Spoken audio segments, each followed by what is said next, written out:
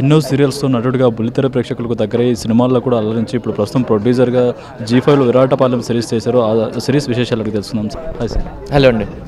అసలు మీరు యాక్టర్గా ఎన్నో సీరియల్స్లో బుల్లితెర ప్రేక్షకులు ఎంతగానో దగ్గరయ్యారు. ఇప్పుడు ప్రొడ్యూసర్గా టర్న్ అయ్యి ఇలా వెబ్ సిరీస్లు చేస్తున్నారు. ఏంటి రీజన్? రీజన్ ఏమి లేదండి, మనం పని చేయాలి కదా. ఓకే, నచ్చిన కంటెంట్. సో ఇది నాకు అంటే లైక్ ప్రొఫెషన్. సో నాకు నచ్చి ఆ కంటెంట్ నేను బిలీవ్ చేస్తే నేను దాన్ని టేకప్ చేస్తాను. ఓకే, అంటే ఇంతకుముందు జీ5కి జీ తెలుగుకి మీరు సీరియల్స్ కూడా ప్రొడ్యూస్ చేశారు. ఇప్పటికే చేస్తాను. Okay, yeah.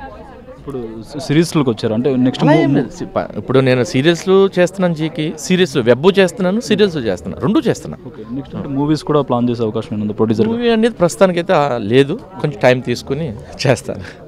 ఎలా సార్, అంటే మీరు విధి అనే సీరియల్ నుంచి మీ విధిని మార్చుకొని అంచెలంచెలుగా ఎదుగుతున్నారు. ఎలా అనిపిస్తుంది ఈ జర్నీ మొత్తం చూసుకుంటే? అందరూ సపోర్ట్ చేశారు, యాక్సెప్ట్ చేశారు. బేసిక్గా నాకు ఇంత అంటే ఎఫెక్షనేటెడ్గా మేము చేసే ప్రతి ప్రాజెక్ట్ని సపోర్ట్గా నిలిచిన ఫస్ట్ ప్రేక్షకులకి అలాగే జీవాలకి నేను థ్యాంక్స్ చెప్పాలి. బొమ్మరిల్లు సినిమాతో మీకు మంచి ఫేమ్ వచ్చింది. ఆ సినిమా ఎప్పుడు వచ్చినా కూడా జనాలు బాగా ఆదరిస్తారు. రీసెంట్గా నిన్న సిద్ధార్థ్ గారు కూడా ఇక్కడికి వచ్చారు.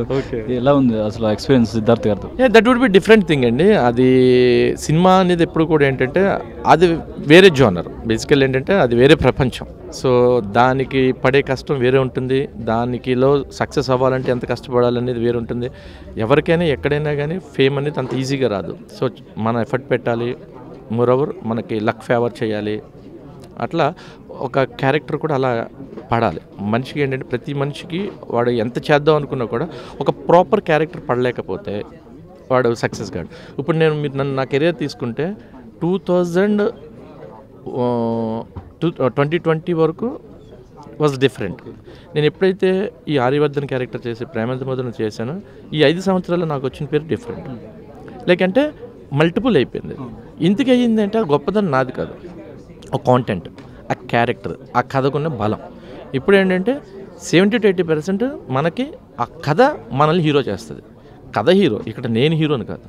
సో ఆ కథలో అంత స్పాన్ ఉంది, ఆ క్యారెక్టర్కి అంత వాల్యూస్ ఉన్నాయి కాబట్టి సో ఆ కథని జనాల్లోకి అలాగ వెళ్ళిపోయింది. వాళ్ళంతా ఓన్ చేసుకున్నారు. ఇలాంటి క్యారెక్టర్ కదా మనం చూడాల్సిందని చూశారు.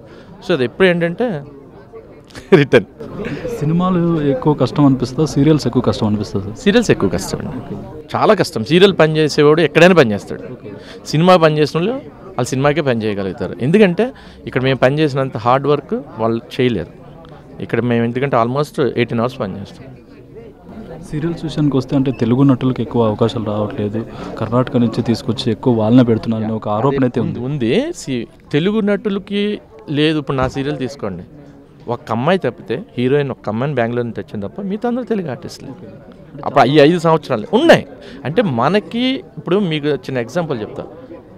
మన తెలుగు అమ్మాయిలని చాలామంది కొంచెం నేను పర్సనల్గా అప్రోచ్ అయ్యా, ఇన్స్టాలో చూసి యూట్యూబ్లో చూసి. వాళ్ళు ఎవరు కొంచెం బాగుండి చేయమని అడిగితే నూనె మేము సినిమాలు చేస్తాం, వెబ్ సిరీస్లు చేస్తూ ఉంటారు. ఎవరు టీవీ సీరియల్కి ఇంట్రెస్ట్ చూపరు, ఏ గర్ల్ చూపించరు. ఈ బిలీవ్ అన్నాడు బెంగళూరు గర్ల్స్ వాళ్ళు అంటే వాళ్ళు అక్కడ వాళ్ళు ఒక ప్రొఫెషన్ అనుకుంటారా లేదా వాళ్ళు ఇండివిజువల్గా బతకాలనుకుంటారా తెలియదు. సింగిల్గా వస్తారు, వర్క్ చేసుకుంటారు, వెళ్ళిపోతారు. వాళ్ళంటే ఎవరు అసిస్టెంట్స్ కూడా ఉంటారు. ఏంటి ఫస్ట్ డే 1 నుంచి. సో వాళ్ళ బ్రాటప్ అలా ఉందా, ఆ ఇండివిజువల్గా మన ఏంటంటే ఒక ఆడపిల్లని ఒంటరిగా వదలలేం. మన ట్రెడిషన్ అంటే కష్టం అది. ఎందుకంటే మనకు భయం ఉంటుంది, అరే ఆడపిల్లని దాన్ని మనం అలా వదిలేస్తే ఎవరు ఏం చేస్తారని. బట్ బెంగళూరు వాళ్ళు ఎవరు కూడా వాళ్ళు ధైర్యంగా నువ్వు వెళ్ళు, నీ పని చేసుకురా అని చెప్తారేమో తెలియదు నాకు. బట్ వాళ్ళు సింగిల్గా వస్తారండి ఫస్ట్ డే. అంటే వాళ్ళకి లాంగ్వేజ్ తెలియదు, మనుషులు తెలియదు, ఏమీ తెలియదు. డే 1 వాళ్ళు సింగిల్గా వచ్చి వర్క్ చేసుకుంటారు, వెళ్ళిపోతారు. భయపడుతున్నారు అనేది ఒక పాయింట్ అయి ఉండొచ్చు. మోర్ ఓవర్ ఏంటంటే సరే సీరియల్ కొంచెం బాగుంటే వాళ్ళు సినిమాలు చేసుకోవాలన్న థాట్ ప్రాసెస్లో ఉండొచ్చు, లేదా వెబ్బలు చేసుకుందాంలే. మోర్ ఓవర్ చెప్తున్నాను, ఇంత హెక్టిక్ ఉంటుంది. బేసిక్గా ఏంటంటే టీవీ సీరియల్ పొద్దున్న మొదలు పెడితే మాకు నైట్ వర్క్ మీద వర్క్ అంటే ఫుల్ ఎనర్జీలెస్ అయిపోతుంది నైట్ చేసేసరికి. కాబట్టి ఏంటంటే ఆ వర్క్ ఏం చేస్తామని అనుకోవచ్చు. అంటే different of point of views. అది ఈ విరాటపాలెంకి వస్తే చూసిన వాళ్ళందరూ చాలా బాగుందని చెప్తున్నారు. అసలు ఎలాంటి అప్లాజ్ వస్తున్నాయి ఏంటి అసలు మీకు ప్రొడ్యూసర్గా? అందరూ బాగా అంటే రెక్కి తర్వాత నేను కథ విన్నప్పుడే నేను చెప్పాను ప్రీ లాంచ్లో, నాకు హాంట్ చేసింది ఆ కథ నన్ను. అది డెఫినెట్గా నాకు మళ్ళీ ఒక రెక్కీలాగా ఎవరు విలన్ అనేది మాకు టిల్ ఎండ్ వరకు రివీల్ అవ్వదు. అందుకని ఎందుకంటే మేము చాలా ఆ క్యారెక్టర్ని కూడా అందుకే ఫేమస్ వాళ్ళని పెట్టకుండా కొంచెం అన్నోన్ పర్సన్నే పెట్టి ఇది చేసాం. మాకు అంత పాజిటివ్ రిపోర్ట్ వస్తుంది.